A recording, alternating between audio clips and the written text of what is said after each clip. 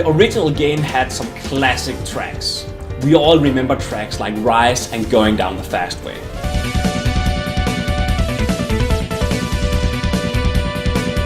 In our game, we decided to re-envision those tracks. So our tracks are more hardcore and metal versions of these numbers. It has something new for newcomers, and it brings back that nostalgia feeling for old school gamers.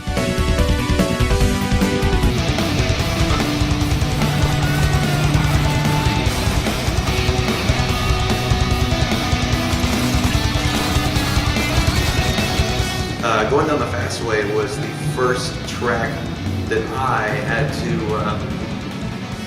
to make to get into the game.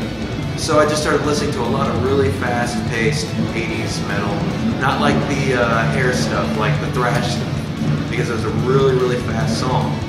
Literally pretty much locked myself in my room for about a good solid 24 hours trying to get this thing cranked out, because I was like, this is my shot, man. I've got other demos that they're doing right now, and I gotta make this good.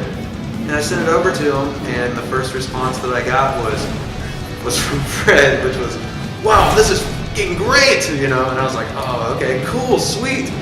And then I started talking to Terry, and Terry was like, sounds good. Drums need some work. And that's pretty much how we got with that. But he liked the core aspect of it, and we worked from there.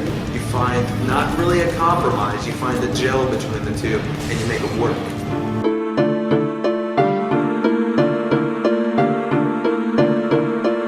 Mistake was it's got to be something that's electronic and something that's, you know, really just sounds dark, but then I want to add some more eeriness on top of a filter that's already dark and has a nice drum beat behind it, kind of thing. And I sent him stuff back and forth, and I mean, it was pretty much one take on it. That's the only song we had, I think, that was one take.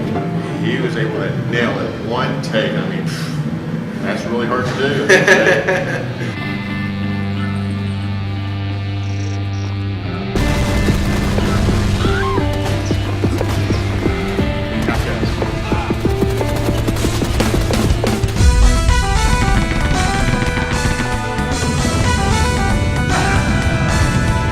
You get worried when it becomes time to show it to the fans, because to them, the original soundtrack's perfect, and you don't want to mess with that. But when we heard Andrew's take on Fastway, we knew he nailed it, you know, we knew that they were going to dig it. But there was just still one thing missing, you know, one thing that could bring this whole process full circle. And I'll never forget when Terry called me and he goes, "Hey Dave, Lee Jackson's on board." And we knew from that second that with Lee's help, Andrew was going to be able to take this thing to a whole nother level. Oh my God, it's Lee Jackson. It's something that I dreamed about. Well, you know, him helping you out also and giving you pointers. Totally. That's been a big plus for you, being able to tap on his shoulder anytime that you need a little help. That's a big resource to have.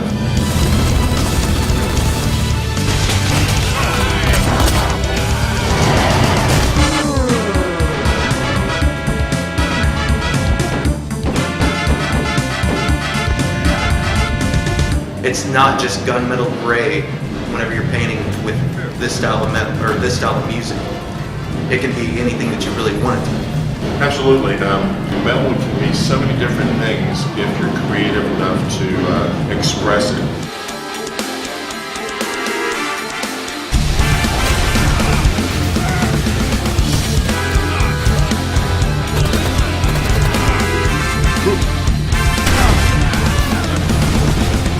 In a nutshell, I mean, it's a lot of work, that's for sure. It's a lot of ideas that come sporadically whenever I'm going back and forth with Terry over Skype while I've got one of these sessions open. It's a lot of fun too. At the end of the day, it's absolutely 100% worth it for what we're going to deliver for you, which is going to be an amazing experience with Rise of the Triad. And it's going to be old school gaming at its finest, and I'm going to do my best for everyone to try and get all the music to kick a lot of ass.